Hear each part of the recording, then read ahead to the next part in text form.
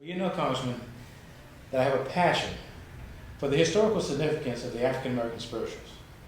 And I was just delighted and thrilled when you co-sponsored, along with Congresswoman Rosa DeLauro of Connecticut, House Res 120, to recognize the African American spirituals as a national treasure.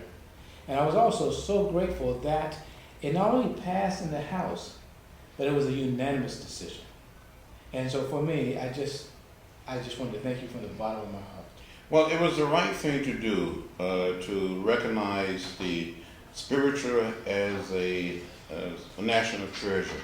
The spiritual that I grew up on as a child growing up in rural Alabama during the 40s and the 50s.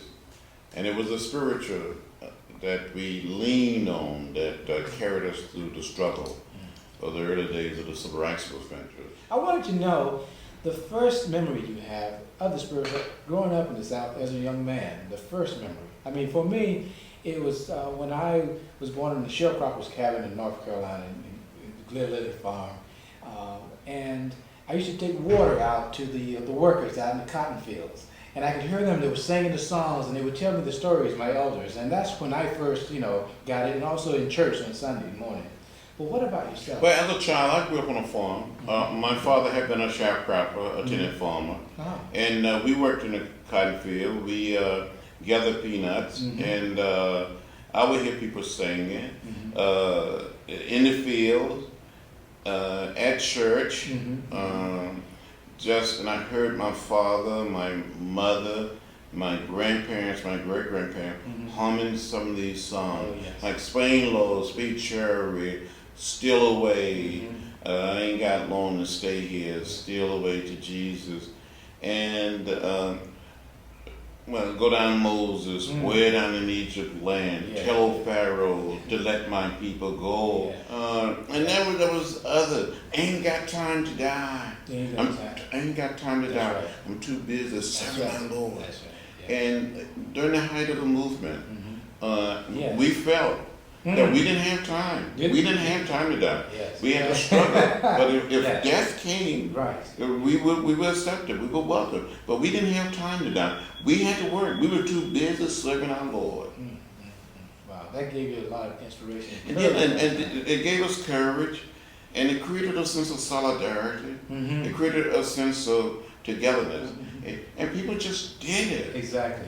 And it lifted our spirit. Yes. It really did. Yes. So these words, or these spiritual, must be kept alive because they are treasure. Yes. They have freed and liberated not just a people, but an entire nation. And as a kid that grew up in a sharecropper's cabin and wanted to just find some way to honor my ancestors, I'm so grateful that you helped and pushed forward, and you continue to push forward on so many levels. For everyone that I know and everyone that's going to look at this and hear it, thank you.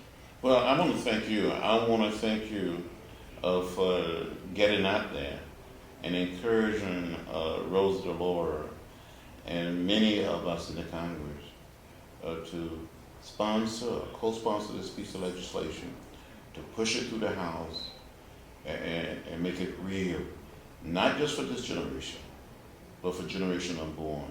So you have made a lasting contribution to a very rich tradition. It's more than a tradition. It's part of our heritage. It's part of the stuff that make us where we are. That's right. And we cannot forget the contribution. So thank you.